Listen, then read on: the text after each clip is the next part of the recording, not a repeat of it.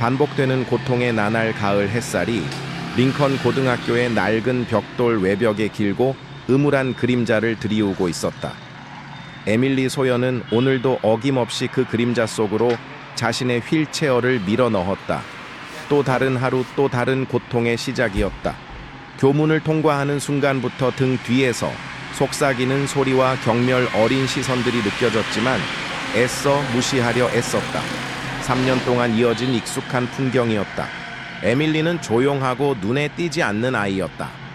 옅은 갈색 머리카락은 항상 얼굴을 반쯤 가리고 있었고 그녀의 옷차림은 늘 단정했지만 색깔은 거의 찾아볼 수 없었다.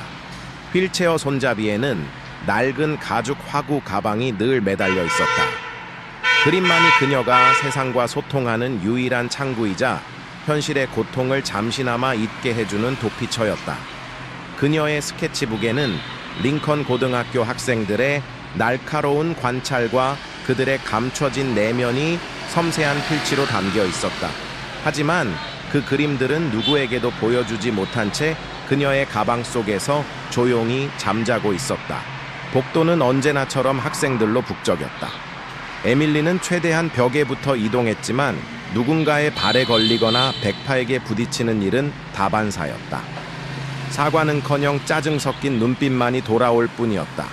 아무도 그녀에게 길을 비켜주지 않았고 무거운 문을 열어주는 친절은 기대할 수도 없었다. 오직 관리인 콜린스 씨만이 아침마다 그녀에게 유일하게 따뜻한 인사를 건네는 사람이었다. 좋은 아침, 에밀리. 좋은 아침이에요, 콜린스 아저씨. 고맙습니다. 그 짧은 대화가 에밀리에게는 하루를 버틸 수 있는 작은 위안이었다. 오늘 첫 시간은 역사 수업이었다. 교실 창가 쪽 그녀의 지정석에 앉아 에밀리는 조용히 노트를 펼쳤다. 주변의 소란스러움 속에서 그녀는 다시 한번 투명 인간이 되었다. 선생님은 간혹 그녀에게 질문을 던졌지만 그뿐이었다. 다른 학생들은 마치 그녀가 존재하지 않는 것처럼 행동했다. 그것이 링컨 고등학교의 불문율이었다.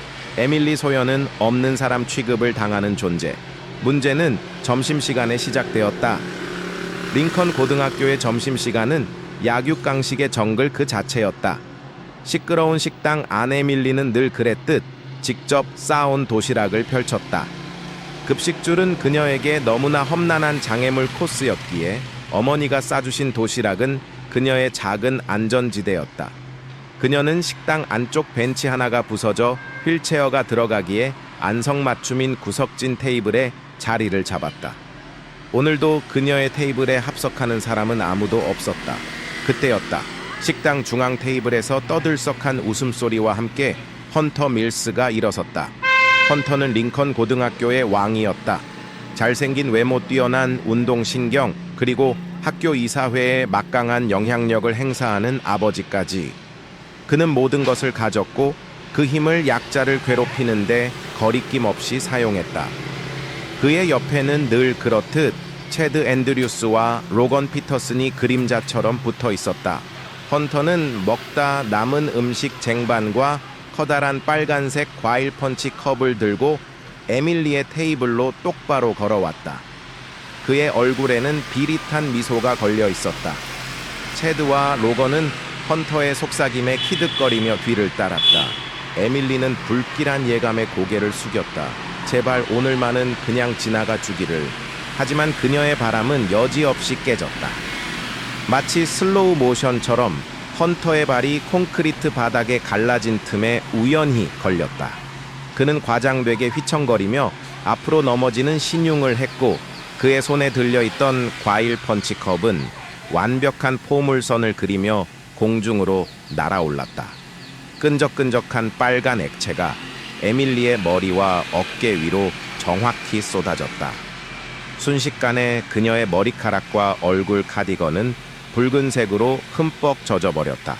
일부는 그녀의 소중한 화구 가방 위로 떨어져 가죽 속으로 빠르게 새으며 들었다.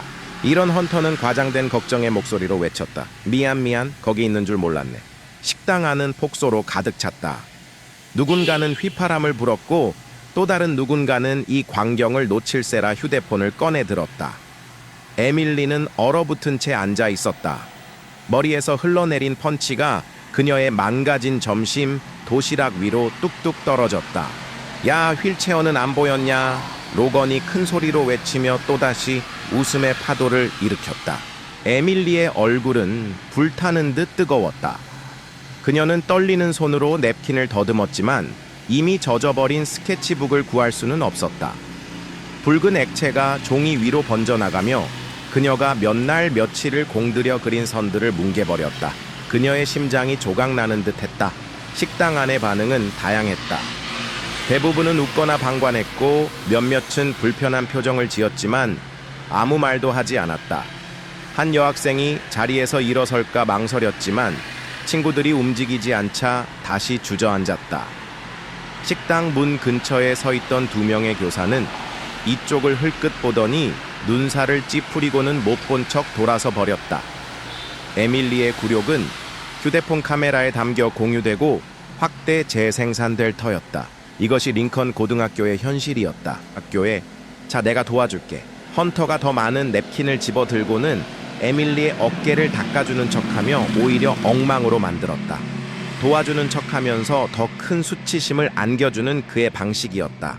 에밀리는 그의 손길을 피하며 몸을 움츠렸다. 제발 만지지 마세요. 그녀의 목소리는 거의 들리지 않을 정도로 작았다. 그냥 도와주려는 것뿐인데 뭘 그래? 헌터는 항복하는 신용을 하며 두 손을 들어 올렸다. 네가 늘 길을 막고 있는 게 내 잘못은 아니잖아. 그 모든 광경을 식당 가장자리 빈 테이블에 홀로 앉아있던 케일라 워커가 지켜보고 있었다. 그녀의 표정에는 아무런 변화도 없었지만 먹고 있던 샌드위치를 든 손은 멈춰 있었다. 그녀의 시선은 헌터가 친구들과 하이파이브를 하는 모습을 따라 움직이다가 헌터가 자신을 향해 돌아섰을 때 그의 얼굴에 고정되었다. 아주 짧은 순간 그들의 눈이 마주쳤다. 헌터의 미소가 살짝 굳었다. 케일라의 흔들림 없는 시선 속에서 그는 이유를 알 수 없는 불편함을 느꼈다. 처음 보는 아이였다. 그저 새로 온 전학생일 뿐이었다. 하지만 케일라의 마음은 다른 곳에 있었다. 그녀의 눈 뒤편에서 낯익은 무언가가 아른거렸다. 저런 부류의 인간들, 예전에도 본 적이 있었다. 다른 얼굴, 다른 시간, 의식의 가장자리에서 잊고 싶었던 기억이 떠오르려 했다. 헌터가 먼저 시선을 돌리고는 억지 웃음을 지으며 친구들에게 돌아갔다. 마침내 에밀리는 엉망이 된 물건들을 간신히 챙겼다. 머리에서는 여전히 펀치가 흘러내렸고 그녀는 바닥에 붉은 방울들을 희미하게 남기며 가장 가까운 화장실로 휠체어를 밀었다. 학생들의 웃음소리는 점차 잦아들었고 그들은 마치 아무 일도 없었다는 듯 자신들의 대화로 돌아갔다. 오락거리가 끝난 후에 평온이었다. 여자 화장실 장애인용 칸에 들어간 에밀리는 문을 걸어 잠갔다. 그녀는 늘 여분으로 가지고 다니는 배낭 속 종이 타월을 꺼내 끈적이는 액체를 머리카락과 얼굴에서 닦아내기 시작했다. 눈물이 펀치와 섞여 뺨을 타고 연분 홍색 길을 만들었다. 그녀는 소리가 새어나가지 않도록 아래 십수를 세게 깨물었다. 화장실 문이 몇 번 열리고 닫히는 소리가 들렸다. 다른 여학생들이 드나들었지만 아무도 그녀에게 도움이 필요한지 묻지 않았다. 에밀리는 조심스럽게 화구 가방을 열었다. 가죽은 돌이킬 수 없을 정도로 얼룩졌고 가방을 열었을 때 그녀의 심장은 절망으로 가득 찼다. 몇 주 동안 공들인 그녀의 스케치들은 완전히 망가져 있었다. 색깔은 서로 번졌고 종이는 물에 젖어 뒤틀리고 끈적거렸다. 혹시나 건질 만한 것이 있을까 싶어 한 장 한 장 넘겨보았지만 다음 장으로 갈수록 상태는 더욱 심각했다. 그녀는 떨리는 손으로 화구 가방 통째로 화장실 쓰레기통에 쳐넣었다. 그 안에는 그녀의 꿈과 희망, 그리고 유일한 위안이 담겨 있었다. 링컨 고등학교에서의 3년은 그녀에게 한 가지 중요한 교훈을 가르쳐 주었다. 눈에 띄지 않는 것, 그것이 최선의 방어책이라는 것을. 관심을 끄는 것은 상황을 더욱 악화시킬 뿐이었다. 마지막 수업 시간, 에밀리는 유일하게 가지고 있던 여벌 옷인 체육복으로 갈아입은 상태였다. 머리는 뒤로 단정하게 묶었지만 여전히 축축했고 끈적임은 가시지 않았다. 생물 수업 교실로 들어서면서 그녀는 시선을 바닥에 고정했다. 그곳에는 이미 케일라가 홀로 실험 테이블에 앉아 있었다. 케일라는 에밀리가 들어서는 것을 알아챘지만 아무런 내색도 하지 않았다. 하지만 그녀의 눈은 에밀리의 움직임을 놓치지 않고 좇고 있었다. 다른 학생들이 갑자기 자리를 피하며 에밀리의 휠체어 주변으로 텅 빈 공간을 만드는 모습을, 수업이 끝나고 학교의 하루가 마무리될 무렵 에밀리는 여느 때처럼 교문 근처 연석에서 엄마를 기다리고 있었다. 오후의 햇살 아래 그녀는 홀로였다. 다른 학생들은 이미 335 무리를 지어 버스나 자가용으로 향하고 있었다. 그녀의 고독은 햇살 아래 더욱 선명하게 드러났다. 고통으로 얼룩진 하루의 끝 에밀리는 또다시 혼자였다. 반복되는 절망 속에서 그녀는 내일도 오늘과 다르지 않을 것이라는 무거운 예감에 휩싸였다. 침묵의 관찰자 케일라 워커는 링컨 고등학교에 전학 온 지 이제 겨우 사흘째였다. 그녀는 의도적으로 자신을 드러내지 않았다. 단정한 청바지에 무채색 후드티, 최소한의 말수와 무표정한 얼굴. 그것은 여러 번의 전학 경험에서 터득한 그녀만의 생존 방식이었다.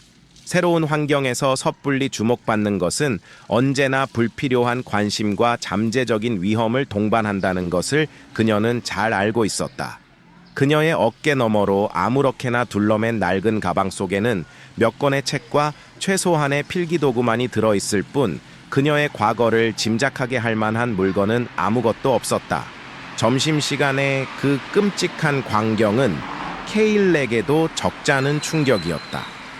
헌터 밀스와 그 무리들이 에밀리 소여에게 가한 모욕적인 장난, 그리고 그것을 지켜보며 웃거나 외면하던 대다수의 학생들과 교사들. 그 모든 것이 케일라의 마음속 깊은 곳에 묻어두었던 고통스러운 기억의 파편들을 건드렸다. 3년 전 시카고 자신의 눈앞에서 벌어졌던 오빠 안드레의 비극. 힘센 다수에게 둘러싸여 무력하게 세우러져 가던 오빠의 모습, 그리고 그 곁에서 절규하며 도움을 청했지만 끝내 외면당했던 자신의 모습이 생생하게 떠올랐다. 그때의 절망감, 무력감, 그리고 세상을 향한 깊은 불신은 여전히 그녀의 영혼에 깊은 상처로 남아 있었다. 방관자들의 침묵, 그것은 때로는 직접적인 폭력보다 더 잔인한 무기가 될 수 있다는 것을 그녀는 뼈저리게 경험했다. 링컨 고등학교는 시카고의 그 거리와 다르지 않았다. 장소와 사람만 바뀌었을 뿐 약자를 향한 잔인한 폭력과 그것을 용인하는 침묵의 카르텔은 이곳에도 똑같이 존재했다. 케일라는 에밀리가 붉은 펀치 자국을 남기며 화장실로 향하는 모습을 물끄러미 바라보았다. 그녀의 작은 어깨가 가늘게 떨리고 있었다. 케일라는 주먹을 꽉 쥐었다. 손톱이 손바닥을 파고드는 아픔이 느껴졌지만 그녀의 표정에는 여전히 아무런 변화도 없었다. 지금 당장 뛰쳐나가 헌터의 얼굴에 주먹을 날리고 싶은 충동을 억누르며 그녀는 다시 한번 냉정을 되찾으려 애썼다. 섣부른 행동은 상황을 악화시킬 뿐이라는 것을, 그리고 진정한 힘은 침묵 속에서 조용히 움직인다는 것을 그녀는 과거의 경험을 통해 배웠다. 그날 오후 마지막 수업이 끝나고 학생들이 썰물처럼 빠져나간 교정 한쪽에서 케일라는 홀로 엄마를 기다리는 에밀리를 발견했다.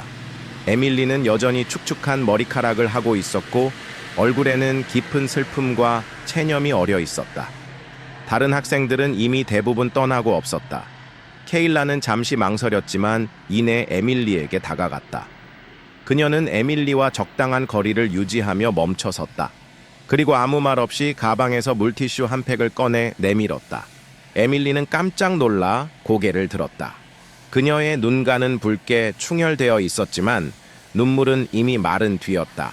케일라의 얼굴을 마주한 에밀리는 의아함과 경계심이 뒤섞인 표정으로 그녀를 살폈다. 또 다른 장난이거나 함정일지도 모른다는 불안감 때문이었다. 종이 타월보다는 이게 나을 거야. 케일라가 낮고 차분한 목소리로 말했다. 끈적이는 거 닦는 데는. 그녀의 목소리에는 어떤 꾸밈이나 동정심도 느껴지지 않았다. 그저 사실을 전달하는 듯한 건조한 말투였다. 에밀리는 잠시 망설이다가 천천히 손을 뻗어 물티슈를 받았다. 고마워. 케일라는 짧게 고개를 끄덕인 후 더 이상 아무 말 없이 돌아서서 가버렸다. 에밀리는 혼란스러운 표정으로 멀어져 가는 케일라의 뒷모습을 한참 동안 바라보았다. 아주 짧은 순간이었지만 그것은 에밀리가 링컨 고등학교에 온 이후 처음으로 받아보는 어떤 조건도 없는 작은 친절이었다. 그날 밤 케일라는 삼촌 데리우스의 집 그녀에게 임시로 주어진 작은 방 침대에 누워 있었다. 벽은 여전히 텅 비어 있었다. 그녀가 가진 몇 안 되는 장식품들을 꺼내놓을 생각조차 하지 않았다. 어차피 이곳도 다른 곳들처럼 잠시 머무는 곳일 뿐이니까. 그녀는 희미한 불빛 아래 자신의 팔을 들어 올렸다. 손목에서 팔꿈치 중간까지 이어지는 가늘고 하얀 흉터가 희미하게 보였다. 위험할 정도로 깊지는 않았지만 잊을 수 없는 기억의 증표였다. 방구석 열린 옷장문에 걸려있는 낡은 복싱 글러브 한 쌍이 열린 창문으로 들어오는 밤바람에 부드럽게 흔들리고 있었다. 케일라는 눈을 감았지만 어김없이 그날의 이미지가 떠올랐다. 오빠 안드레의 얼굴 코에서 흘러내리던 피 충격으로 커다랗게 뜨인 눈. 무리들이 그를 둘러싸고 있었다. 케일라 도움을 청하며 자신을 부르던 오빠의 목소리, 그리고 아무리 소리쳐도 오지 않던 도움. 기억은 언제나처럼 날카로운 고통과 후회의 파편으로 부서졌다. 그녀는 거친 숨을 몰아쉬며 벌떡 일어났다. 3년이 지났지만 여전히 어제 일처럼 생생했다. 다시는 안 돼. 그녀는 텅 빈 방을 향해 속삭였다. 이번에는 아니야. 다음 날 아침 하늘은 잔뜩 흐려 있었고 금방이라도 비가 쏟아질 듯했다.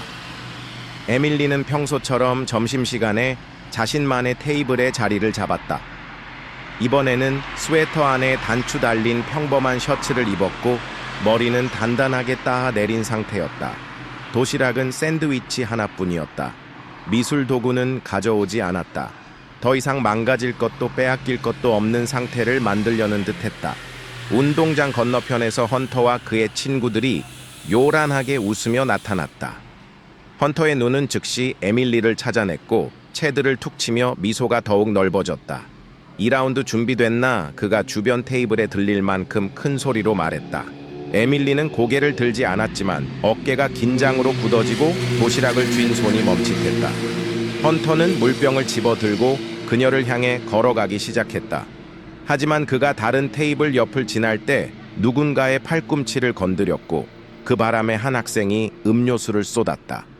아주 사소한 사건이었지만 헌터의 주의를 끌기에는 충분했다. 그가 다시 에밀리 쪽으로 고개를 돌렸을 때 이미 분위기는 어색해져 있었다. 짜증이 난 그는 친구들에게 돌아갔다. 에밀리는 참고 있던 숨을 천천히 내쉬었다. 그녀는 고개를 들어 운동장 건너편을 바라보았다. 왠지 모르게 케일라를 어디서 찾아야 할지 정확히 알고 있는 듯했다. 그들의 눈이 마주쳤다. 아무런 말도 어떤 신호도 오가지 않았다. 하지만 그들 사이에는 무언가가 흘렀다. 이해의 전류 공유된 고립감의 인식. 도화선에 불이 붙은 순간이었다. 그 후 며칠 동안 케일라는 링컨 고등학교의 복잡한 사회 생태계를 면밀히 관찰했다. 그녀는 특정 교사들이 헌터와 그의 친구들이 다른 학생들에게 접근할 때 항상 다른 곳을 보고 있는 것처럼 행동하는 것을 알아챘다.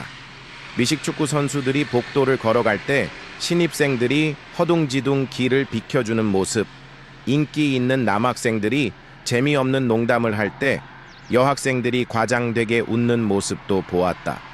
가장 중요한 것은 누가 또 다른 표적이 되는지를 파악하는 것이었다. 말을 더듬는 신입생 남학생, 심한 여드름이 난 여학생 동성애자라는 소문이 도는 남학생. 패턴은 익숙했고 거의 예측 가능했다. 강자는 약자를 잡아먹고 다른 모든 사람들은 못 본 척했다. 침묵을 통한 생존이었다. 케일라의 개입은 아주 미묘하고 조용하게 시작되었다. 어느 날 헌터가 에밀리의 휠체어 바퀴에 몰래 껌을 붙여놓은 것을 발견한 케일라는 점심시간이 끝나고 모두가 교실로 돌아간 뒤 아무도 보지 않는 틈을 타 조용히 그것을 제거해 주었다. 또 다른 날에는 로건이 에밀리의 가방을 발로 차려 할 때 복도 모퉁이에서 갑자기 나타나 그와 부딪히는 척하며 그의 행동을 방해했다. 로건은 짜증을 냈지만 케일라의 무표정한 얼굴과 아무렇지 않은 사과에 그냥 지나칠 수밖에 없었다. 에밀리는 이러한 작은 도움들을 전혀 눈치채지 못했지만 케일라는 상관하지 않았다. 그녀의 목표는 에밀리를 직접 돕는 것보다 헌터와 그 무리들의 행동 패턴을 교란시키고 그들에게 보이지 않는 압박감을 심어주는 것이었다. 케일라는 학교 도서관에서 시간을 보내며 링컨 고등학교의 과거 학생 명부와 학교 신문들을 뒤적였다. 그녀는 헌터 밀스, 체드 앤드류스, 로건 피터슨의 이름이 지난 몇 년간 징계 기록이나 문제 학생 명단에서 교묘하게 빠져 있는 것을 발견했다. 반면 그들에게 괴롭힘을 당했던 것으로 추정되는 몇몇 학생들은 갑자기 전학을 가거나 자퇴한 기록이 남아 있었다. 학교는 명백히 이 문제를 덮고 있었거나 혹은 적극적으로 방관하고 있었다. 어느 날 방과 후 케일라는 삼촌 데리우스의 낡은 차고에서 샌드백을 치고 있었다. 그녀의 움직임은 유연하면서도 절도 있었고 펀치는 빠르고 정확했다. 데리우스는 팔짱을 낀 채 문가에 서서 그녀를 지켜보고 있었다. 그는 전직 복서이자 지금은 작은 체육관을 운영하며 청소년들에게 복싱을 가르치고 있었다. 케일라가 시카고에서 그에게 보내졌을 때 그는 분노와 슬픔으로 가득 찬 조카에게 샌드백을 치는 법부터 가르쳤다. 그것은 단순한 기술이 아니었다. 통제, 절제, 그리고 자신을 방어하는 법을 배우는 과정이었다. 폼이 흐트러졌어. 케일라, 데리우스가 낮은 목소리로 말했다. 마음이 다른 데 가 있군. 케일라는 자세를 고쳐 잡고 다시 한번 콤비네이션을 날렸다. 그냥 피곤해서 그래요. 데리우스는 그녀의 팔꿈치를 살짝 잡아주며 자세를 교정해 주었다. 내가 가르쳐 준 걸 기억해. 힘보다 통제가 먼저야. 언제나. 그는 케일라가 다시 샌드백을 칠 때까지 가만히 잡아주었다. 케일라의 주먹이 묵직한 소리를 내며 샌드백에 꽂혔다. 학교에서 무슨 일 있니? 데리우스가 물었다. 케일라는 붕대를 풀며 대답했다. 늘 있는 일들이죠.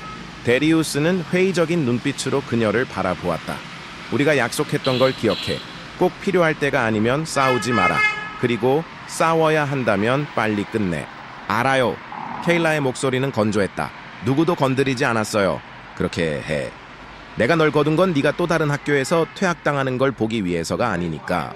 케일라는 그의 시선을 마주했다. 그녀의 눈빛은 흔들림 없었지만 그 안에는 깊은 고독과 아직 아물지 않은 상처가 숨겨져 있었다. 데리우스는 더 이상 묻지 않았다. 그는 케일라가 스스로 이야기할 때까지 기다려줄 줄 아는 사람이었다. 다음 날 케일라는 학교 체육관 벽에 검은색 스프레이 페인트로 짧은 문구를 남겼다. 잘못 건드렸어. 글씨체는 의도적으로 투박하게 쓰였고 지문 하나 남기지 않았다. 그것은 경고였다.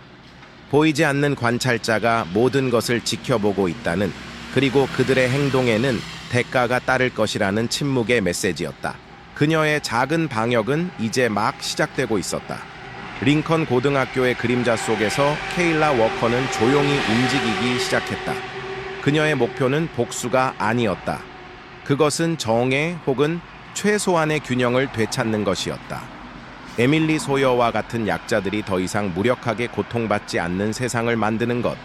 비록 그것이 거대한 바위에 계란을 던지는 것처럼 무모해 보일지라도 그녀는 멈추지 않을 것이었다.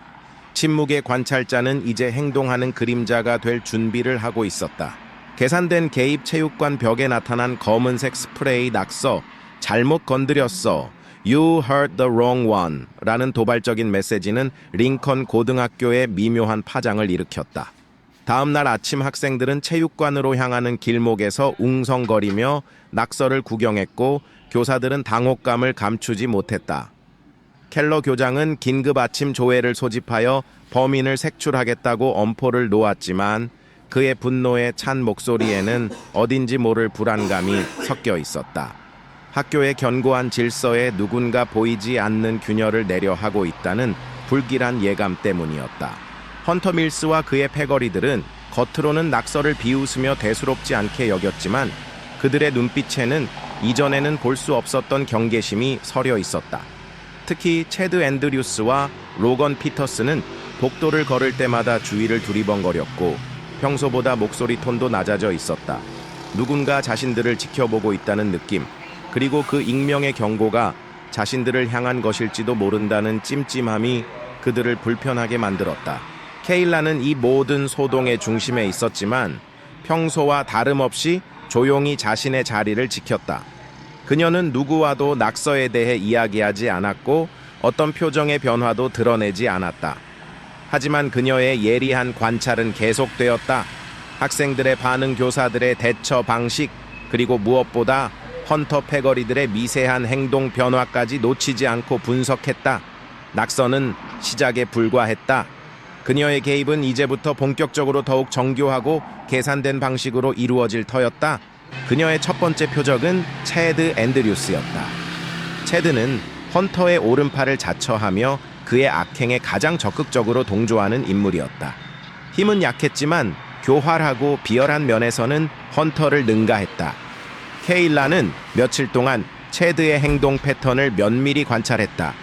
그의 이동 경로, 주로 어울리는 친구들, 그리고 그가 가장 소중하게 여기는 물건까지 파악했다. 체드는 미식축구팀의 후보 선수였지만 주전 선수처럼 값비싼 팀 재킷을 늘 자랑스럽게 입고 다녔다. 그 재킷은 그의 자존심이자 허세의 상징이었다.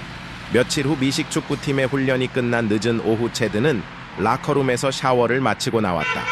그가 자신의 라커를 열었을 때 평소와 다른 싸늘한 공기가 느껴졌다. 그리고 그는 자신의 눈을 의심해야 했다. 가장 아끼는 팀 재킷이 사라지고 없었다. 대신 라커 안에는 작은 메모지 한 장만이 덩그러니 놓여 있었다. 메모에는 짧은 메시지가 적혀 있었다. 내 것이 아닌 것을 탐하지 마라. 다음은 내 오만함이다. 체드는 얼굴이 하얗게 질렸다. 재킷을 도둑 맞았다는 사실보다 그 익명의 경고 메시지가 그를 더욱 공포스럽게 만들었다. 그는 라커룸을 샅샅이 뒤지고 동료들에게 으름장을 놓았지만 재킷은 어디에도 없었고 아무도 그 메모에 대해 아는 척하지 않았다. 그날 이후 체드는 눈에 띄게 위축되었다. 그는 더 이상 큰 소리로 떠들거나 약한 학생들을 괴롭히지 못했고 헌터의 눈치를 살피며 불안한 기색을 감추지 못했다. 그의 자존심에 큰 상처가 난 것이 분명했다. 며칠 뒤 그의 재킷은 학교 쓰레기통 옆에서 발견되었지만 이미 심하게 찢기고 더럽혀진 상태였다. 다음 표적은 로건 피터슨이었다. 로건은 단순 무식했지만 헌터의 말이라면 무엇이든 실행에 옮기는 행동대장이었다. 그는 특히 에밀리에게 물리적인 위협을 가하는 것을 즐겼다. 케일라는 로건이 매일 방과 후 학교 농구장에서 혼자 남아 슛 연습을 한다는 사실을 알아냈다. 그는 프로농구 선수가 되는 것이 꿈이었고 그의 낡은 농구화는 그의 유일한 희망처럼 보였다. 어느 날 저녁, 로건은 연습을 마치고 평소처럼 농구화를 라커에 넣어두고 체육관을 나섰다. 다음 날 아침 그가 라커를 열었을 때 그의 농구화는 온데간데 없었다. 대신 라커 바닥에는 농구공 모양의 작은 열쇠고리 하나와 함께 또 다른 메모가 놓여 있었다. 더러운 발로는 꿈을 좇을 수 없다. 내 폭력은 반드시 대가를 치를 것이다. 로건은 분노로 얼굴이 시뻘개졌지만 체드의 경우처럼 속수무책이었다. 그는 며칠 동안 예비 농구화를 신고 다녀야 했고 그 때문에 경기력에도 지장을 받았다. 그의 분노는 점점 공포로 변해갔다. 누군가 자신의 일거수일투족을 감시하고 가장 약한 부분을 정확히 공격해오고 있다는 사실이 그를 극도의 불안감으로 몰아넣었다. 그의 사라진 농구화는 며칠 후 학교 연못 바닥에서 발견되었지만 이미 물에 불어 형체를 알아볼 수 없을 정도였다. 케일라의 이러한 익명의 개입들은 헌터 패거리들에게 심리적인 압박감을 가중시켰다. 그들은 더 이상 예전처럼 활개치고 다니지 못했고 서로를 의심하며 불신의 눈초리를 보내기 시작했다. 학교 전체에도 미묘한 변화가 감지되었다. 괴롭힘의 수위가 눈에 띄게 줄어들었고 학생들은 복도에서 마주치는 헌터 패거리들의 눈치를 덜 보게 되었다. 물론 아무도 그 배후에 케일라가 있다는 사실을 알지 못했다. 그녀는 여전히 침묵 속에서 움직이는 그림자였다. 케일라는 이러한 익명의 개입과 동시에 에밀리에게 조용하고 실질적인 도움을 제공하는 것도 잊지 않았다. 그녀는 더 이상 물티슈를 건네는 것 이상의 직접적인 접촉은 피했지만 에밀리가 어려움을 겪을 때마다 보이지 않는 곳에서 작은 도움의 손길을 내밀었다. 어느 날 에밀리가 도서관에서 책을 빌리려 할 때 높은 책꽂이 위에 있는 책을 꺼내지 못해 쩔쩔매고 있었다.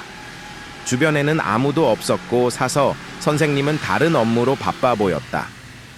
에밀리가 막 포기하려던 순간 누군가가 그녀의 뒤에서 조용히 다가와 그 책을 꺼내 그녀의 휠체어 무릎 위에 놓아주었다. 에밀리가 놀라 돌아보았을 때 그곳에는 아무도 없었다. 하지만 그녀는 희미하게 느껴지는 낯익은 분위기 속에서 그것이 케일라일지도 모른다는 생각을 했다. 또 다른 날에는 에밀리가 미술 수업 시간에 필요한 특정 색상의 아크릴 물감을 찾지 못해 애를 먹고 있었다. 지난번 펀치 사건 이후로 그녀는 미술 도구를 새로 장만했지만 여전히 몇 가지가 부족했다. 수업이 끝나고 모두가 교실을 나간 뒤 에밀리가 자신의 사물함을 열었을 때 그 안에는 그녀가 그토록 찾던 바로 그 색상의 새 아크릴 물감 튜브가 놓여 있었다. 아무런 쪽지도 흔적도 없었다. 에밀리는 가슴이 따뜻해지는 것을 느끼며 미소를 지었다. 비록 누구인지는 알 수 없었지만 자신을 지켜보고 도와주는 익명의 존재가 있다는 사실만으로도 큰 위안이 되었다. 케일라의 이러한 행동들은 철저히 계산된 것이었다. 그녀는 에밀리에게 직접적인 동정이나 연민을 표현하여 부담을 주고 싶지 않았다. 대신 에밀리가 스스로 일어설 수 있도록 아주 작은 디딤돌을 놓아주는 방식을 택했다. 그녀의 도움은 마치 공기처럼 존재하지만 드러나지 않는 것이었다. 점심시간 케일라는 여전히 식당 가장자리 테이블에 홀로 앉아 에밀리를 관찰했다. 헌터 패거리들의 괴롭힘은 눈에 띄게 줄었지만 에밀리는 여전히 혼자였다. 아무도 그녀의 테이블에 다가오지 않았고 그녀 역시 누구에게도 말을 걸지 않았다. 케일라는 에밀리가 점심을 거의 다 먹어갈 무렵 조용히 자리에서 일어났다. 그녀는 자신의 쟁반을 반납하는 길에 마치 실수인 것처럼 에밀리의 테이블 옆을 지나치며 작은 초콜릿바 하나를 슬쩍 떨어뜨렸다. 그리고는 아무 일 없었다는 듯 식당을 빠져나갔다. 에밀리는 자신의 발치에 떨어진 초콜릿바를 발견하고 의아한 표정을 지었다. 주위를 둘러보았지만 아무도 그녀를 보고 있지 않았다. 그녀는 조심스럽게 초콜릿바를 집어들었다. 아주 평범한 초콜릿바였지만 그 안에는 누군가의 따뜻한 마음이 담겨 있는 것 같았다. 그녀는 아주 오랜만에 희미한 미소를 지었다. 케일라의 계산된 개입은 단순히 헌터 패거리들을 괴롭히는 것을 넘어 학교 전체의 분위기에 미세한 파문을 일으키고 있었다. 학생들은 익명의 응징자가 있다는 사실에 흥분하면서도 두려워했고 교사들은 드러내놓고 말하지는 못했지만 학교 폭력 문제에 대해 이전보다 더 신경을 쓰는 듯한 모습을 보였다. 물론 근본적인 문제는 해결되지 않았지만 케일라는 작은 균열이 거대한 댐을 무너뜨릴 수 있다는 것을 알고 있었다. 그녀는 에밀리가 그린 그림들을 우연히 본 적이 있었다. 에밀리가 실수로 떨어뜨린 스케치북을 잠시 훔쳐보았던 것이다. 그 그림들 속에는 링컨 고등학교 학생들의 위선과 허위, 그리고 그 속에 감춰진 고독과 슬픔이 놀라울 정도로 정확하게 포착되어 있었다. 에밀리는 침묵 속에서 세상을 관찰하고 그것을 자신만의 언어로 표현하는 예술가였다. 케일라는 에밀리의 그 재능이 짓밟히도록 내버려 두고 싶지 않았다. 어느덧 가을이 깊어가고 있었다. 케일라의 개입은 계속되었고 링컨 고등학교의 권력 구조에는 보이지 않는 균열이 점점 더 커져가고 있었다. 하지만 헌터 밀스는 그리 만만한 상대가 아니었다. 그는 익명의 공격에 대한 분노를 쌓아가고 있었고 언젠가는 그 배후를 밝혀내 복수하리라 벼르고 있었다. 케일라는 그것을 알고 있었다. 그리고 그녀는 다음 단계를 준비하고 있었다. 더 대담하고 더 직접적인 방식으로 부조리한 현실에 맞서기 위한 준비를.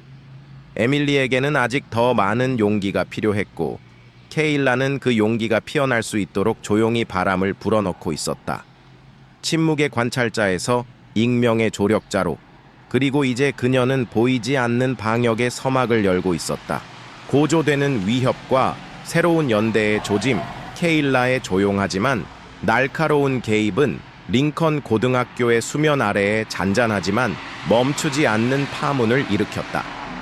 헌터 밀스와 그의 패거리들은 이전처럼 대놓고 약자들을 괴롭히지는 못했지만 그들의 오만함과 분노는 더욱 깊숙한 곳으로 새우며들어 음험한 형태로 발현될 기회를 노리고 있었다. 특히 헌터는 익명의 경고와 주변 인물들의 미묘한 변화 뒤에 누군가가 의도적으로 자신을 겨냥하고 있다는 사실을 어렴풋이 감지하고 있었다. 그는 잃어버린 통제력을 되찾고 감히 자신의 권위에 도전한 보이지 않는 적에게 본보기를 보여줄 대상을 물색했다. 그리고 그의 뒤틀린 분노의 표적이 된 것은 안타깝게도 다시 에밀리 소여였다. 가을 축제가 다가오고 있었다.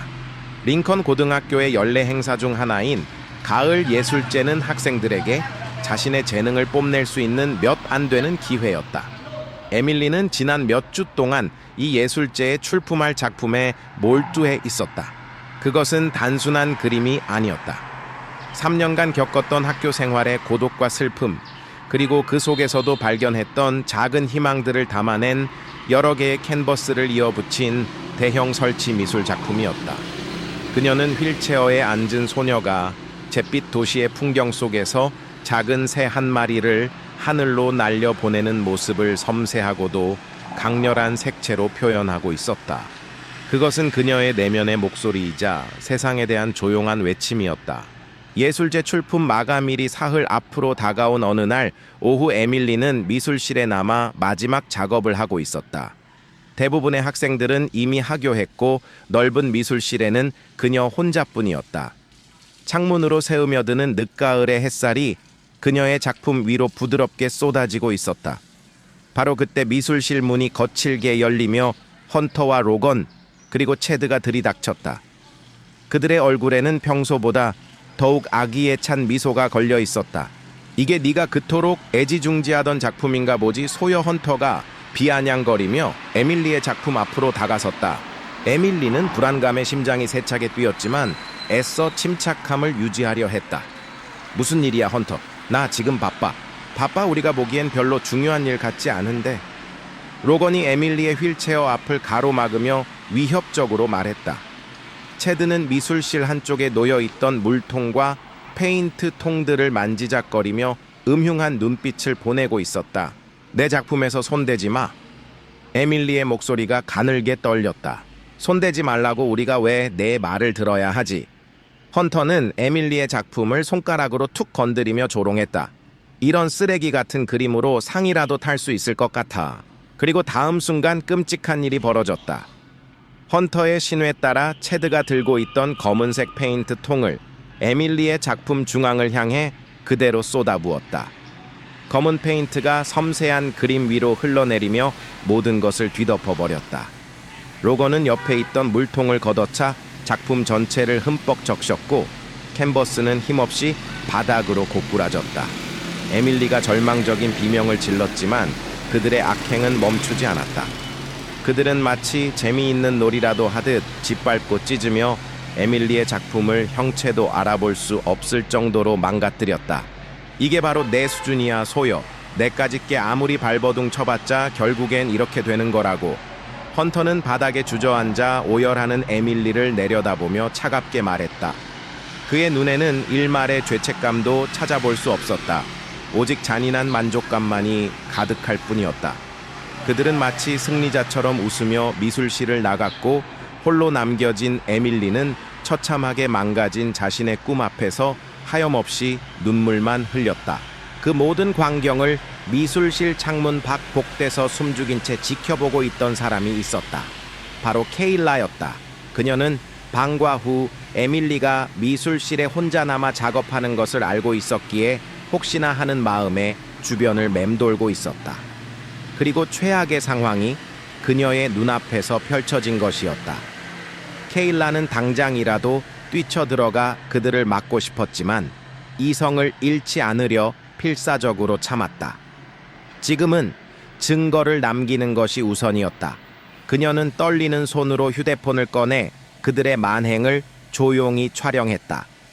영상에는 헌터 패거리들의 잔인한 행동과 에밀리의 절규가 고스란히 담겼다. 헌터 패거리들이 사라진 후 케일라는 조심스럽게 미술실 안으로 들어섰다. 에밀리는 여전히 바닥에 주저앉아 망가진 작품을 끌어안은 채 울고 있었다. 그녀의 어깨는 가냘프게 떨렸고 주변에는 찢어진 캔버스와 얼룩진 물감 자국만이 흩어져 있었다. 케일라는 아무 말 없이 에밀리 옆에 다가가 앉았다. 그리고 조용히 자신의 어깨를 빌려주었다. 에밀리는 고개를 들어 케일라를 바라보았다. 그녀의 눈은 눈물로 흐려져 있었지만 그 안에는 깊은 절망과 함께 케일라를 향한 희미한 의문이 담겨 있었다. 왜 나한테 이런 일이? 케일라는 에밀리의 등을 가만히 토닥였다. 내 잘못이 아니야, 에밀리. 그녀의 목소리는 낮고 차분했지만 그 안에는 진심 어린 위로가 담겨 있었다. 그날 에밀리는 처음으로 케일에게 자신의 속마음을 털어놓았다. 지난 3년간 겪었던 괴롭힘, 아무도 도와주지 않았던 외로움, 그리고 그림만이 유일한 탈출구였던 자신의 이야기까지. 케일라는 묵묵히 에밀리의 이야기를 들어주었다. 그녀는 어떤 충고나 해결책을 제시하려 하지 않았다. 그저 에밀리가 자신의 고통을 온전히 쏟아낼 수 있도록 곁을 지켜줄 뿐이었다. 어둠이 짙게 내린 후에야 에밀리는 겨우 울음을 그쳤다. 케일라는 에밀리가 휠체어에 다시 앉는 것을 도와주고 망가진 작품의 잔해들을 함께 치웠다. 그 과정에서 에밀리는 케일라에 대한 경계심을 풀고 어쩌면 그녀가 자신을 진심으로 이해해주는 유일한 사람일지도 모른다는 생각을 하기 시작했다. 케일라의 침묵은 무관심이 아니라 깊은 공감이었고 그녀의 무표정한 얼굴 뒤에는 따뜻한 마음이 숨겨져 있다는 것을 어렴풋이 느끼기 시작했다. 그날의 사건은 끔찍했지만 역설적으로 두 소녀 사이에 보이지 않는 신뢰의 싹을 트이우는 계기가 되었다. 한편 링컨 고등학교의 또 다른 곳에서는 새로운 균열의 조짐이 나타나고 있었다. 레이시 윌리엄스는 학교 치어리더 팀의 주장이자 헌터 밀스의 여자친구였다. 그녀는 화려한 외모와 사교적인 성격으로 학교에서 인기가 높았지만 내면에는 나름의 정의감과 연민을 가지고 있는 소녀였다. 처음에는 헌터의 자신감 넘치고 유머러스한 모습에 끌렸지만 시간이 지날수록 그의 잔인하고 폭력적인 일면을 목격하며 불편함을 느끼기 시작했다. 특히 에밀리 소여에 대한 헌터의 집요한 괴롭힘은 레이시의 마음을 무겁게 짓눌렀다. 그녀는 겉으로는 헌터의 행동을 못 본 척하거나 가볍게 동조했지만 속으로는 깊은 죄책감과 혼란스러움을 느끼고 있었다. 그녀 역시 한때는 따돌림의 대상이 될 뻔했던 아픈 기억이 있었기에 에밀리의 고통을 완전히 외면할 수는 없었다. 그러던 어느 날 레이시는 헌터가 잠시 자리를 비운 사이 그의 휴대폰을 우연히 보게 되었다. 호기심 반 불안감 반으로 그의 메시지 앱을 열어본 레이시는 충격적인 내용을 발견하고 말았다. 헌터와 로건 체드가 주고받은 대화에는 에밀리를 괴롭힌 계획과 그 과정을 즐기는 듯한 조롱 섞인 말들, 그리고 다른 학생들에 대한 비방과 음모가 가득했다. 심지어 케일라가 체육관 벽에 남긴 낙서에 대한 분노와 함께 그녀를 다음 표적으로 삼으려는 듯한 내용까지 포함되어 있었다. 레이시는 온몸의 피가 차갑게 식는 것을 느꼈다. 자신이 사랑했던 헌터의 모습 뒤에 이토록 추악하고 비열한 괴물이 숨어 있었다는 사실을 믿고 싶지 않았다. 그녀는 떨리는 손으로 문제의 대화 내용들을 자신의 휴대폰으로 몰래 촬영했다. 이것이 언젠가 중요한 증거가 될지도 모른다는 막연한 생각과 함께 자신이 더 이상 이 상황을 방관해서는 안 된다는 강한 직감이 들었기 때문이었다. 그날 이후 레이시는 헌터를 대하는 태도가 미묘하게 달라지기 시작했다. 그녀는 더 이상 그의 악의적인 농담에 웃지 않았고 그가 다른 학생들을 괴롭히려 할 때면 슬쩍 화제를 돌리거나 자리를 피했다. 헌터는 레이시의 변화를 감지했지만 대수롭지 않게 여겼다. 하지만 레이시의 마음속에서는 이미 헌터에 대한 믿음과 애정이 조금씩 깨져나가고 있었다. 그녀는 자신이 무엇을 해야 할지 그리고 누구의 편에 서야 할지 깊은 고민에 빠지기 시작했다. 에밀리의 작품이 파괴된 사건은 학교 전체에 큰 충격을 주었다. 몇몇 교사들은 분노했고 학생들 사이에서도 범인이 헌터 패거리일 것이라는 소문이 파다하게 퍼졌다. 하지만 명확한 증거가 없다는 이유로 학교 측은 미온적인 태도를 보였고 켈러 교장은 오히려 에밀리에게 개인적인 부주의를 탓하는 듯한 발언까지 했다. 이 모든 상황을 지켜보던 케일라는 더 이상 침묵하고 있을 수만은 없다고 판단했다. 그녀는 자신이 촬영한 영상을 익명으로 학교 신문사와 지역 방송국에 제보했다. 동시에 그녀는 레이시 윌리엄스에게 조심스럽게 접근할 방법을 모색하기 시작했다. 레이시가 가지고 있을지도 모르는 정보와 그녀의 양심이 이 싸움의 중요한 변수가 될 수 있다는 것을 케일라는 직감하고 있었다. 링컨 고등학교의 어둠은 더욱 깊어지고 있었지만 그 속에서 작은 빛들이 하나둘씩 피어나려 하고 있었다. 에밀리의 상처 입은 마음 속에 싹튼 케일라에 대한 믿음, 그리고 레이시의 양심 속에서 꿈틀거리기 시작한 용기의 불씨. 그것은 앞으로 다가올 거대한 폭풍의 전조이자 새로운 연대의 희미한 서곡이었다. 고조되는 위협 속에서 소녀들은 각자의 방식으로 진실과 정의를 향한 첫걸음을 내딛고 있었다. 심판의 불꽃, 링컨 고등학교의 연례가을 축제. 그 중에서도 하이라이트는 단연 마지막 날 밤에 열리는 거대한 모닥불 행사였다. 해질녘 운동장 한가운데에 장작더미가 산처럼 쌓아 올려지고 활활 타오르는 불길은 밤하늘을 붉게 물들이며 학생들의 젊은 열기를 더욱 뜨겁게 달구곤 했다.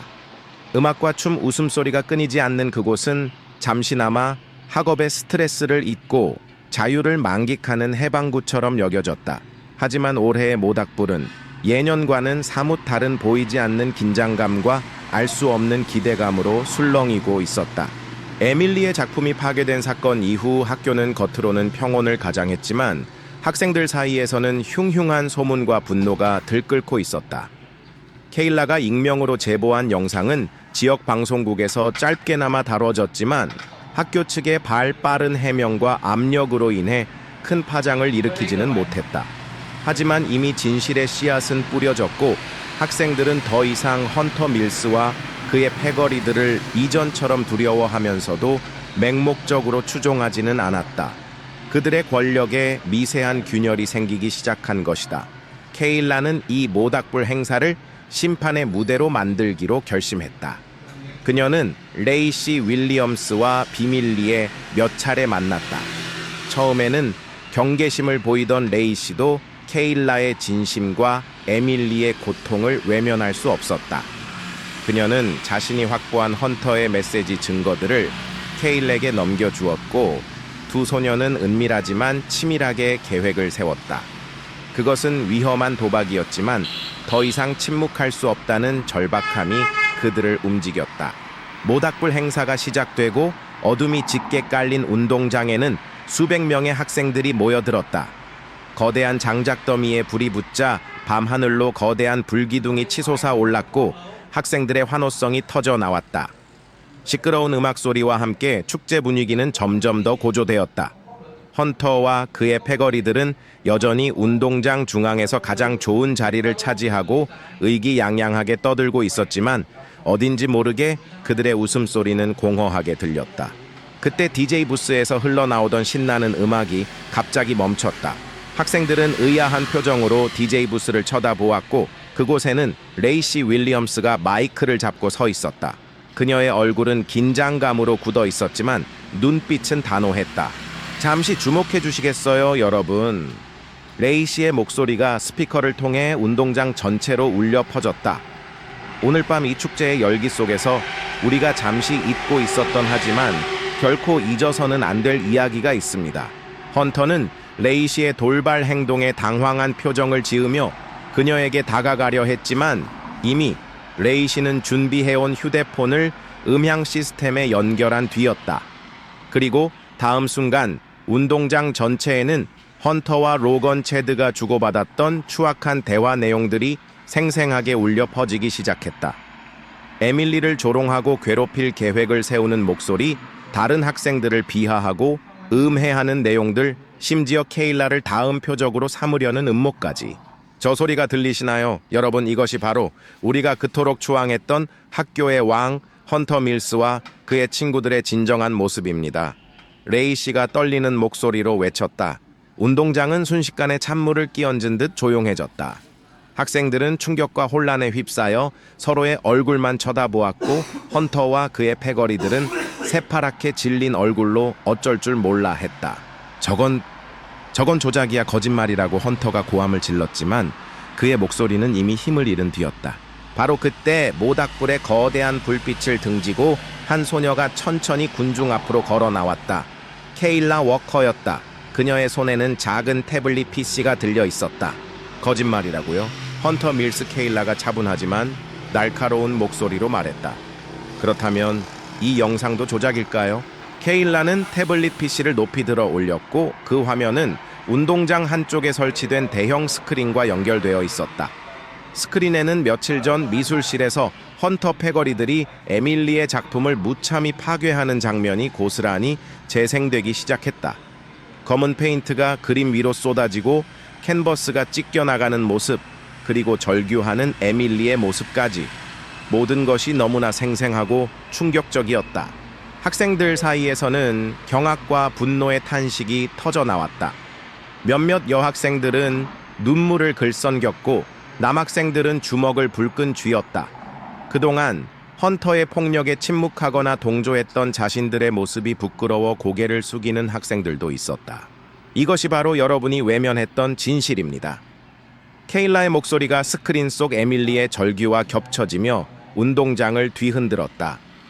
이 학교에서 힘없는 약자들이 어떻게 짓밟히고 있는지, 그리고 그 고통 앞에서 얼마나 많은 사람들이 침묵하고 방관했는지 똑똑히 보십시오. 궁지에 몰린 헌터는 이성을 잃고 케일라에게 달려들었다. 닥쳐! 이 미친년아. 그의 주먹이 케일라의 얼굴을 향해 날아들었지만 케일라는 조금도 당황하지 않았다. 그녀는 가볍게 몸을 숙여 헌터의 주먹을 피한 뒤 그의 팔목을 잡아 그의 힘을 역이용하여 그를 바닥에 그대로 내동댕이 쳤다. 헌터는 비명을 지르며 나뒹굴었고 그 모습은 너무나 초라하고 우스꽝스러웠다.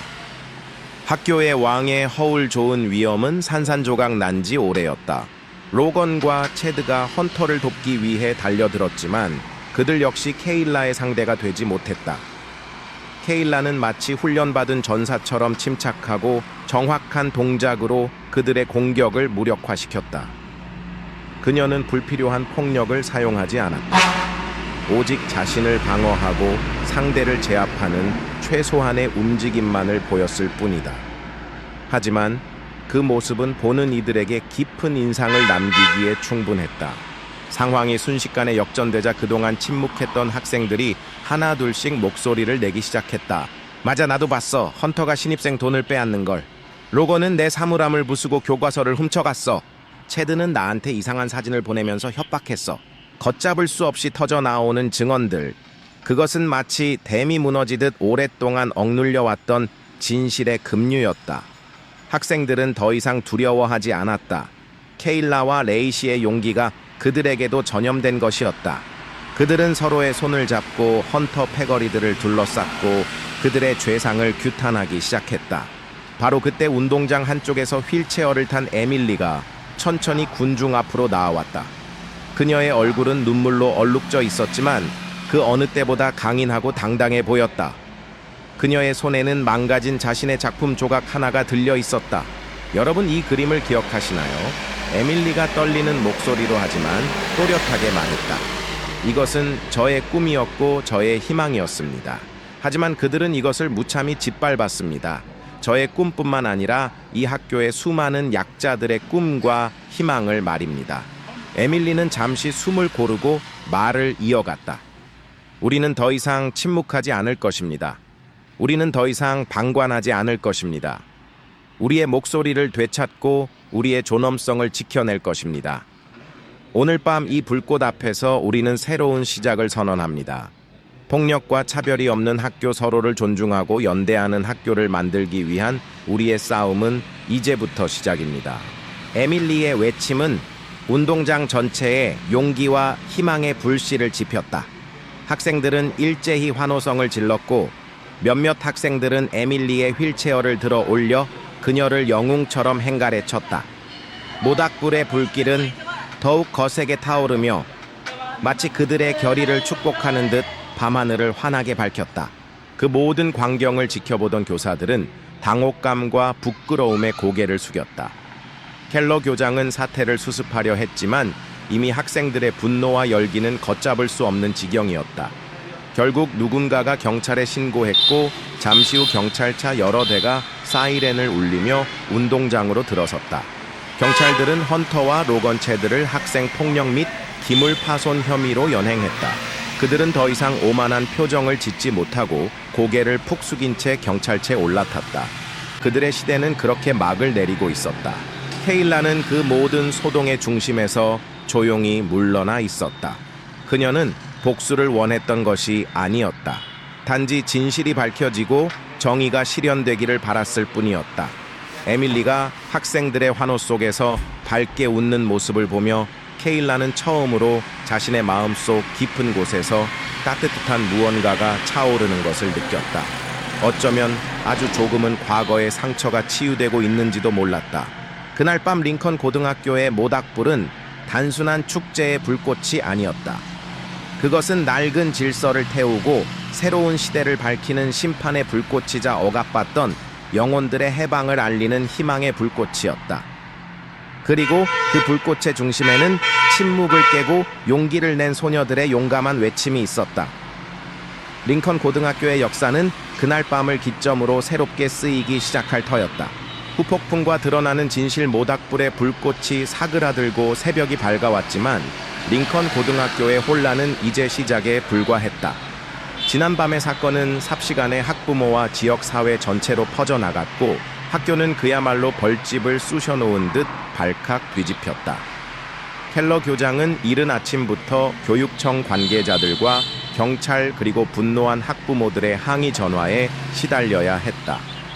그의 무능하고 안일했던 과거의 대처 방식은 이제 걷잡을 수 없는 후폭풍이 되어 그를 덮치고 있었다. 학교 운영위원회는 긴급 회의를 소집했고 즉시 진상조사위원회를 꾸려 이번 사태에 대한 철저한 조사를 약속했다. 더 이상 사건을 축소하거나 은폐할 수 없는 상황이었다. 헌터 밀스와 그의 패거리들이 경찰에 연행된 사실, 그리고 수많은 학생들이 그들의 폭력 행위를 증언했다는 사실은 명백한 증거였다. 특히 케일라가 공개한 영상과 레이 씨가 폭로한 음성 파일은 결정적인 역할을 했다. 경찰 수사도 본격적으로 시작되었다. 헌터 로건 체드는 일단 풀려났지만 그들은 학교 폭력, 기물 파손, 협박 등의 혐의로 불구속 입건되어 조사를 받게 되었다. 그들의 부모들은 막강한 변호인단을 꾸려 아들들의 무죄를 주장하려 했지만 여론은 이미 그들에게 등을 돌린 뒤였다. 헌터의 아버지인 밀스 씨 역시 학교 이사회에서의 영향력을 이용해 사건을 무마하려 했지만 이번만큼은 쉽지 않았다. 오히려 그의 과거 행적까지 도마 위에 오르며 비난의 화살이 그에게까지 향했다. 진상조사위원회는 학생들과 교직원들을 대상으로 광범위한 면담을 시작했다. 그 과정에서 지난 몇 년간 링컨 고등학교에서 자행되었던 수많은 학교 폭력 사건들과 이를 묵인하거나 방조했던 교사들의 실태가 속속들이 드러나기 시작했다. 에밀리 소녀뿐만 아니라 이름 모를 수많은 학생들이 헌터 패거리들에게 괴롭힘을 당했고 그들 중 일부는 전학을 가거나 심지어 학업을 포기해야 했다는 사실도 밝혀졌다. 침묵의 카르텔 뒤에 숨겨져 있던 추악한 진실이 마침내 세상에 그 모습을 드러낸 것이다. 특히 켈러 교장의 무능함과 책임 회피는 집중적인 비판의 대상이 되었다.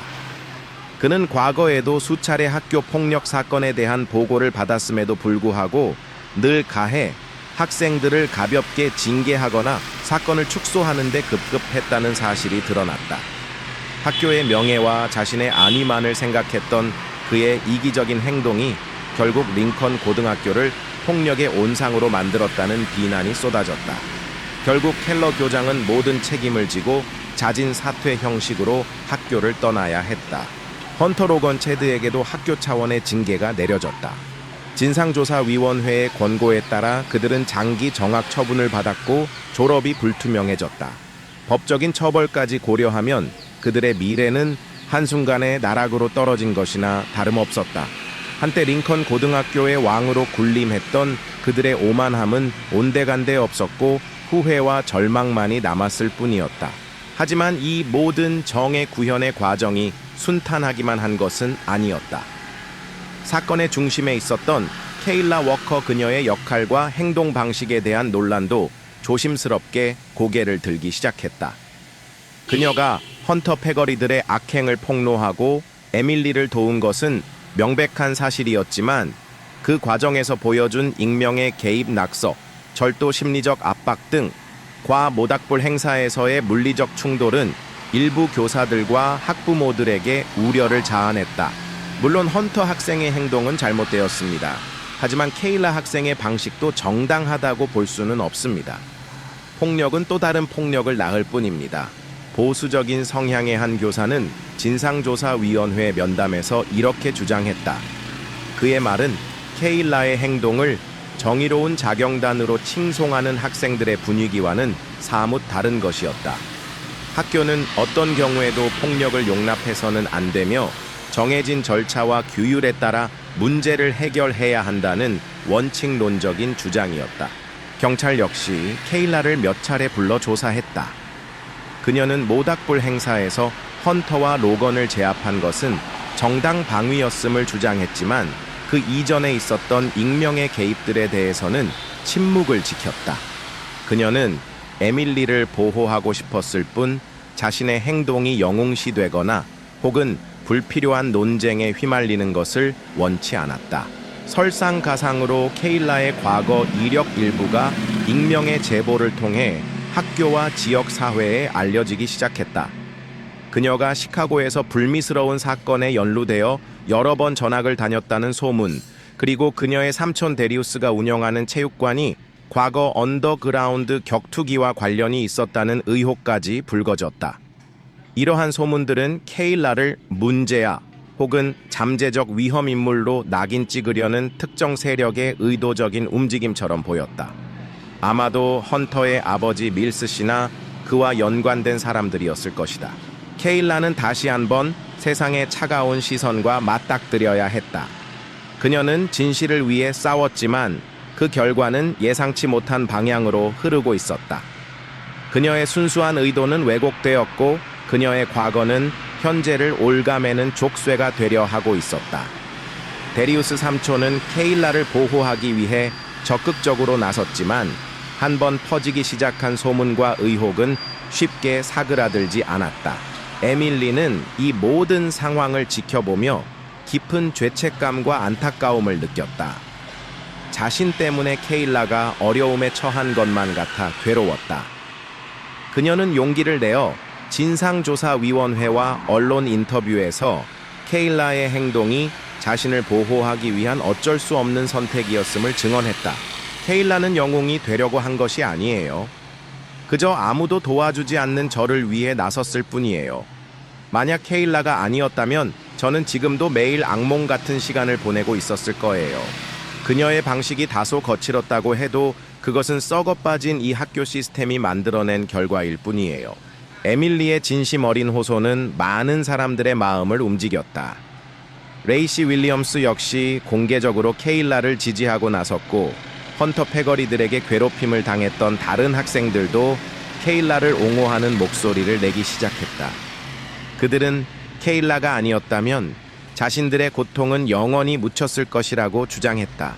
이러한 지지 여론에도 불구하고 학교 운영위원회는 케일라에게 학교 질서 문란을 이유로 사회봉사 명령과 함께 상담 치료를 받을 것을 권고했다. 그것은 일종의 타협 아니었다. 그녀의 공을 인정하면서도 학교의 규율을 완전히 무시할 수는 없다는 입장이었다. 케일라는 담담하게 그 결정을 받아들였다. 그녀는 누구의 인정이나 칭찬을 바랐던 것이 아니었다. 다만 링컨 고등학교의 작은 변화의 바람이라도 불기를 발았을 뿐이었다. 그리고 그 바람은 이미 시작되고 있었다. 후폭풍은 링컨 고등학교 전체를 뒤흔들었지만 그 속에서 새로운 희망의 싹도 함께 자라나고 있었다. 학생들은 더 이상 침묵하지 않았고 교사들은 과거의 잘못을 반성하며 변화를 모색하기 시작했다. 학교 폭력 예방을 위한 새로운 프로그램이 도입되었고 학생 자치 활동도 활성화되었다. 케일라는 사회봉사 활동으로 학교 도서관 정리와 환경 미화를 맡았다. 그녀는 묵묵히 자신의 일을 해냈고 상담 치료 시간에도 솔직하게 자신의 생각과 감정을 이야기했다. 그녀의 과거 상처는 여전히 깊었지만 에밀리와의 우정 그리고 링컨 고등학교에서의 경험을 통해 아주 조금씩 치유되고 있었다. 드러나는 진실은 고통스러웠지만 그것은 정화를 위한 필수적인 과정이었다. 링컨 고등학교는 깊은 상처를 입었지만 그 상처를 통해 더 건강하고 정의로운 공동체로 나아갈 기회를 얻은 것이었다. 그리고 그 변화의 중심에는 여전히 침묵을 지키지만 그 누구보다 강한 존재감을 드러내는 소녀 케일라 워커가 있었다. 그녀를 둘러싼 논란은 아직 끝나지 않았지만 그녀가 던진 작은 돌멩이 하나가 만들어낸 파문은 링컨 고등학교의 역사를 바꾸어 놓고 있었다. 되찾은 목소리와 치유의 시작. 링컨 고등학교를 휩쓸고 간 폭풍의 잔해 속에서 가장 눈부신 변화를 보인 것은 단연 에밀리 소여였다.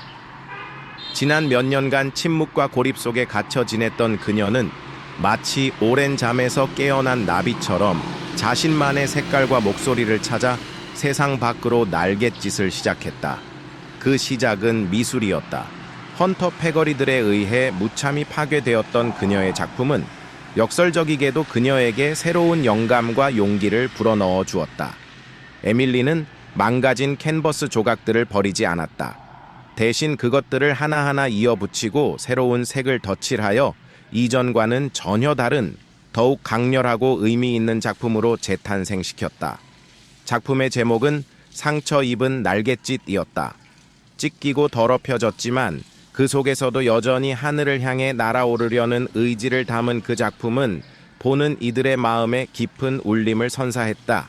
학교 복도에 임시로 마련된 작은 전시 공간에 걸린 에밀리의 작품은 학생들과 교사들 사이에서 큰 화제가 되었다. 처음에는 호기심으로 작품을 보던 사람들은 이내 그 안에 담긴 에밀리의 고통과 용기 그리고 희망의 메시지에 압도당했다.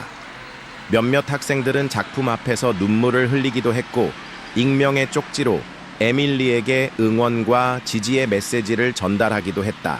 이러한 반응에 용기를 얻은 에밀리는 더 이상 자신의 감정을 숨기거나 두려워하지 않았다. 그녀는 학교 신문과의 인터뷰를 통해 지난 3년간 겪었던 학교 폭력의 실상과 그로 인한 아픔, 그리고 예술을 통해 상처를 치유하고 세상과 소통하는 과정에 대해 솔직하게 털어놓았다. 그녀의 차분하지만 단호한 목소리는 많은 학생들에게 깊은 공감을 불러일으켰고 학교 폭력 문제에 대한 경각심을 일깨우는 계기가 되었다. 제 그림은 저의 언어예요. 말로는 다 표현할 수 없었던 저의 감정과 생각들을 그림을 통해 이야기하고 싶었어요.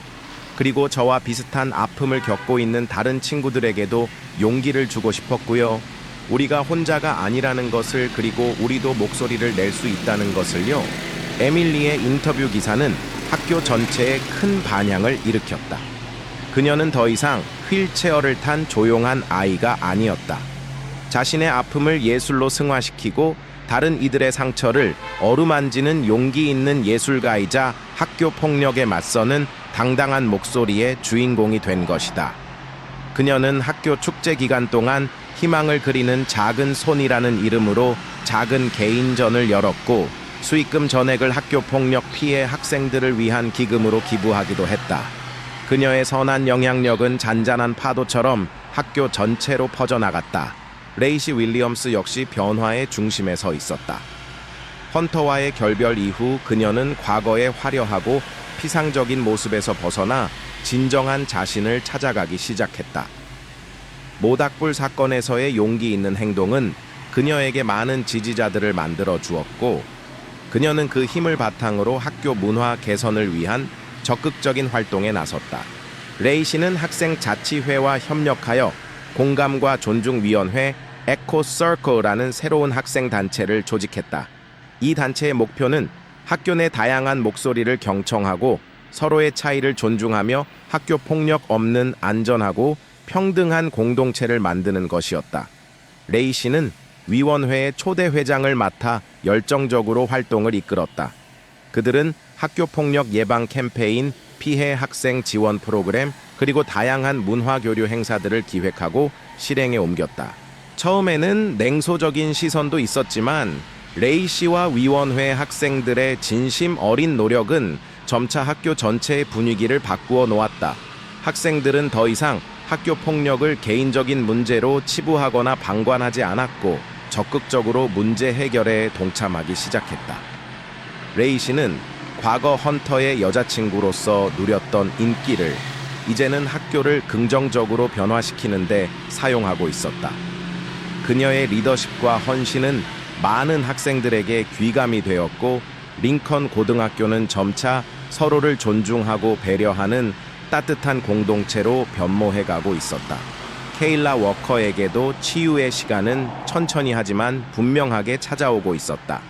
사회봉사 명령과 상담 치료는 처음에는 그녀에게 또 다른 짐처럼 느껴졌지만 시간이 지날수록 그것이 자신을 돌아보고 과거의 상처와 마주할 수 있는 소중한 기회임을 깨닫게 되었다. 학교 도서관에서의 봉사활동은 그녀에게 뜻밖의 평온함을 가져다 주었다. 수많은 책들 사이에서 그녀는 조용히 사색에 잠기거나 새로운 지식을 탐구하며 마음의 안정을 찾았다. 상담 치료 시간에는 처음에는 입을 굳게 다물었지만 상담사의 따뜻하고 진솔한 태도에 조금씩 마음을 열기 시작했다. 그녀는 오빠 안드레의 죽음 이후 겪었던 깊은 슬픔과 분노, 그리고 세상에 대한 불신을 털어놓으며 오랫동안 억눌러왔던 감정들을 해소해 나갔다. 무엇보다 그녀에게 가장 큰 힘이 되어준 것은 삼촌 데리우스와 역사교사였던 리브스 선생님의 변함없는 지지와 격려였다. 데리우스는 케일라가 자신의 분노와 에너지를 파괴적인 방식이 아닌 긍정적이고 건설적인 방향으로 표출할 수 있도록 도왔다. 그는 케일라에게 단순히 복싱 기술만이 아니라 절제와 인내, 그리고 자신을 사랑하는 법을 가르쳤다. 케일라는 그의 체육관에서 어린 학생들에게 복싱을 가르치는 보조 코치 역할을 맡으며 누군가를 돕고 이끄는 것에서 새로운 기쁨과 보람을 느끼기 시작했다. 그녀의 주먹은 더 이상 분노의 표출이 아닌 자신과 타인을 보호하고 성장시키는 도구가 되어가고 있었다.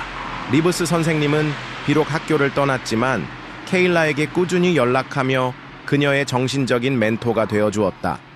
그는 케일라가 가진 정의감과 용기를 높이 평가하면서도 그것이 올바른 방향으로 발현될 수 있도록 지혜로운 조언을 아끼지 않았다. 그는 케일라에게 사회 정의와 관련된 다양한 책들을 추천해 주었고 함께 토론하며 그녀의 시야를 넓혀 주었다. 케일라는 리브스 선생님과의 대화를 통해 자신이 겪었던 개인적인 트라우마를 사회 구조적인 문제와 연결시켜 이해하게 되었고 세상을 변화시키기 위해서는 개인적인 복수나 폭력보다 더 근본적이고 지속적인 노력이 필요하다는 것을 깨닫게 되었다. 어느 날 리브스 선생님은 케일라를 자신이 새로 시작한 길모퉁이 청소년 쉼터 The Corner로 초대했다. 그곳은 학교 밖 위기 청소년들에게 안전한 휴식처와 상담, 그리고 교육 기회를 제공하는 작은 공간이었다. 케일라는 그곳에서 자신과 비슷한 아픔을 가진 청소년들을 만나 그들의 이야기를 들어주고 자신의 경험을 나누며 서로에게 힘이 되어 주었다. 그녀는 그곳에서 자신이 가진 특별한 능력, 즉 타인의 고통에 깊이 공감하고 그들에게 실질적인 도움을 줄 수 있는 능력을 발견했다. 과거에는 그저 싸움 기술로만 여겨졌던 그녀의 예리한 관찰력과 빠른 판단력은 이제 사람들의 마음을 읽고 그들의 필요를 채워주는 데 사용되고 있었다. 에밀리 레이 씨 그리고 케일라, 각기 다른 상처와 배경을 가진 세 소녀는 각자의 방식으로 자신의 목소리를 되찾고 치유의 여정을 걷고 있었다. 에밀리는 예술을 통해, 레이 씨는 사회 활동을 통해, 그리고 케일라는 타인과의 연대를 통해 과거의 아픔을 극복하고 새로운 미래를 만들어가고 있었다. 그들의 변화는 단순히 개인적인 성장에 그치지 않았다. 그것은 링컨 고등학교 전체에 긍정적인 영향을 미치며 침묵과 방관의 문화를 깨고 공감과 연대의 새로운 바람을 불어넣고 있었다. 물론 모든 문제가 하루아침에 해결된 것은 아니었다. 여전히 학교 곳곳에는 과거의 상처와 불신의 그림자가 남아 있었고 변화를 거부하는 세력들의 보이지 않는 저항도 존재했다. 하지만 중요한 것은 이미 변화는 시작되었고 그 변화의 물결은 그 누구도 막을 수 없다는 사실이었다. 어느 늦은 오후 학교 도서관에서 봉사활동을 마치고 나오던 케일라는 복도에 전시된 에밀리의 그림, 상처 입은 날갯짓 앞에 멈춰 섰다. 찢기고 얼룩진 캔버스 위로 처절하지만 아름답게 날갯짓하는 새의 모습은 마치 자기 자신을 보는 듯했다. 그때 에밀리가 휠체어를 타고 그녀에게 다가왔다. 무슨 생각해? 에밀리가 부드럽게 물었다. 케일라는 희미하게 미소 지으며 대답했다. 그냥 저 새가 꼭 나갔다는 생각을 했어. 나도 그렇게 생각해. 에밀리가 케일라의 손을 잡으며 말했다. 우리 모두 저 새처럼 상처 입었지만 결국엔 다시 날아오를 수 있을 거야, 함께라면. 두 소녀는 한참 동안 말없이 서로를 바라보았다. 그들의 눈빛 속에는 과거의 아픔을 넘어선 깊은 이해와 연대의식이 자리 잡고 있었다. 링컨 고등학교의 치유는 이제 막 시작되고 있었지만 그들의 마음 속에는 이미 새로운 희망의 씨앗이 뿌리를 내리고 있었다. 그리고 그 씨앗은 머지않아 아름다운 꽃을 피워낼 것이라는 예감이 그들을 감싸고 있었다. 지속되는 변화와 함께하는 미래 시간이 흘러 링컨 고등학교에는 따스한 봄 햇살과 함께 새로운 학기가 시작되었다. 지난 가을의 격동과 혼란은 마치 거센 폭풍우가 지나간 자리처럼 많은 상처와 교훈을 남겼지만 동시에 새로운 시작을 위한 토양을 다져놓았다. 학교는 더 이상 과거의 어둡고 폐쇄적인 공간이 아니었다.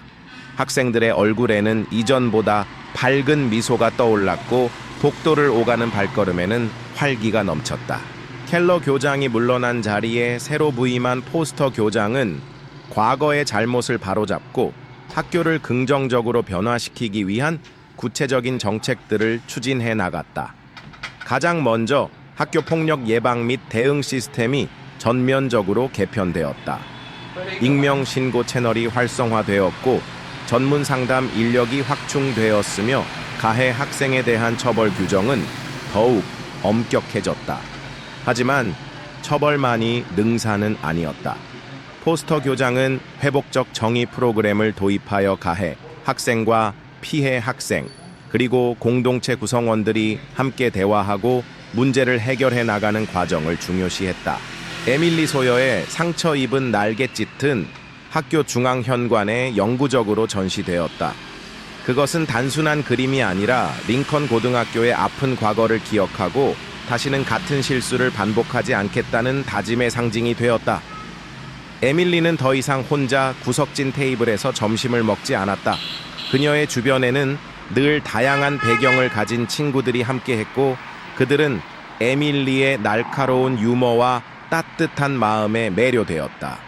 그녀의 휠체어는 더 이상 장애물이 아닌 그녀의 개성을 드러내는 당당한 일부가 되었다. 에밀리는 학교 미술부의 중심인물로 활동하며 모두를 위한 예술 Art for All 이라는 프로젝트를 이끌었다. 이 프로젝트는 장애 학생과 비장애 학생이 함께 참여하여 다양한 예술 작품을 창작하고 전시하는 프로그램으로 서로의 다름을 이해하고 존중하는 문화를 확산시키는 데 크게 기여했다. 그녀의 예술적 재능은 지역 사회에도 알려져 여러 공공기관으로부터 작품 의뢰를 받기도 했다. 에밀리는 자신의 경험을 바탕으로 장애인 인권 개선과 학교 폭력 예방을 위한 강연 활동에도 적극적으로 참여하며 사회에 선한 영향력을 펼쳐나갔다. 그녀의 목소리는 이제 학교 담장을 넘어 더 넓은 세상으로 울려 퍼지고 있었다. 레이시 윌리엄스가 창설한 공감과 존중 위원회 에코서클스는 링컨 고등학교에서 가장 활발하고 영향력 있는 학생 단체로 자리매김했다. 그들은 정기적으로 학교 폭력 예방 워크숍 다양성 존중 캠페인, 그리고 소외된 학생들을 위한 멘토링 프로그램을 운영했다. 특히 그들이 주최하는 이야기 나눔의 밤 스토리 쉐어링 나이트는 학생들이 익명으로 자신의 아픔과 고민을 털어놓고 서로 위로와 지지를 주고받는 소중한 소통의 장이 되었다. 레이 씨는 뛰어난 리더십과 공감 능력으로 학생들의 두터운 신망을 얻었고, 졸업 후에는 사회적 기업을 설립하여 청소년 문제 해결에 기여하겠다는 꿈을 키워나갔다. 그녀는 더 이상 인기와 외모에 얽매이지 않았고, 진정한 아름다움은 내면의 가치와 타인을 향한 헌신에서 비롯된다는 것을 깨달았다. 케일라 워커는 여전히 조용하고 과묵했지만 그녀를 둘러싼 분위기는 이전과는 확연히 달라져 있었다. 학생들은 더 이상 그녀를 두려워하거나 피하지 않았다. 오히려 그녀의 침묵 속에서 깊은 지혜와 강인함을 발견했고, 어려운 일이 생길 때면 그녀에게 조언을 구하거나 도움을 청하기도 했다. 케일라는 여전히 데리우스 삼촌의 체육관에서 어린 학생들에게 복싱을 가르쳤고, 리브스 선생님이 운영하는 길모퉁이 청소년 쉼터에서도 꾸준히 봉사활동을 이어갔다. 그녀는 자신의 과거 트라우마와 완전히 화해한 것은 아니었지만 더 이상 그것에 갇혀 살지 않았다. 그녀는 자신의 아픔을, 타인의 고통을 이해하고 돕는 데 사용하는 법을 배웠다. 그녀의 주먹은 이제 폭력의 도구가 아니라 약자를 보호하고 불의에 맞서는 정의로운 힘이 되었다. 케일라는 고등학교 졸업 후 경찰관이 되기로 결심했다. 과거 오빠를 지켜주지 못했던 무력감을 극복하고 이제는 사회 전체의 안전과 정의를 지키는 사람이 되고 싶다는 열망 때문이었다. 그녀의 눈빛은 여전히 날카로웠지만 그 안에는 세상을 향한 따뜻한 연민과 희망이 함께 담겨 있었다. 헌터 밀스와 그의 패거리들은 결국 법의 심판을 받았다. 그들은 사회봉사 명령과 함께 장기간의 상담 치료를 선고받았고, 그들의 폭력적인 행동은 지울 수 없는 낙인이 되어 그들의 삶을 따라다녔다. 그들이 한때 누렸던 모든 특권과 명예는 한순간에 사라졌고, 그들은 자신들의 어리석었던 과거를 깊이 후회해야 했다. 하지만 그들의 몰락은 링컨 고등학교에 중요한 교훈을 남겼다. 어떤 권력도 어떤 특권도 정의와 양심 앞에서는 영원할 수 없다는 사실을. 링컨 고등학교의 변화는 학교 내부에서만 머무르지 않았다. 에밀리와 레이 씨, 그리고 케일라의 이야기는 언론과 소셜 미디어를 통해 전국적으로 알려졌고, 많은 학교와 지역 사회에 학교 폭력 문제 해결을 위한 새로운 영감과 모델을 제시했다. 링컨 고등학교 모델이라고 불리는 그들의 자발적이고 창의적인 노력들은 다른 학교에서도 벤치마킹 되었고, 청소년 문제 해결을 위한 다양한 정책 수립에도 영향을 미쳤다. 몇 년 후 링컨 고등학교 졸업식 날, 강당은 졸업생들과 학부모 그리고 교직원들로 가득 차 있었다. 졸업생 대표로 단상에 선 것은 에밀리 소여였다. 그녀는 당당하고 차분한 목소리로 지난 몇 년간의 소외와 미래에 대한 희망을 이야기했다. 우리는 이곳 링컨에서 많은 것을 배우고 경험했습니다. 아픔도 있었고 절망도 있었지만 그 속에서 우리는 함께 일어서는 법을 배웠습니다. 서로의 다름을 존중하고 약자의 목소리에 귀 기울이며 침묵 대신 용기를 선택하는 법을 배웠습니다. 오늘 우리는 졸업하지만 이곳에서 배운 가치들은 영원히 우리 마음속에 남아있을 것입니다. 에밀리의 연설이 끝나자 강당 안은 뜨거운 박수 소리로 가득 찼다. 객석 한쪽에는 레이 씨와 케일라가 나란히 앉아 에밀리를 향해 환한 미소를 보내고 있었다. 그들의 우정은 졸업 후에도 변함없이 이어지고 있었고, 서로에게 가장 든든한 지지자이자 동반자가 되어주고 있었다. 졸업식이 끝나고 세 사람은 오랜만에 학교 교정을 함께 거닐었다.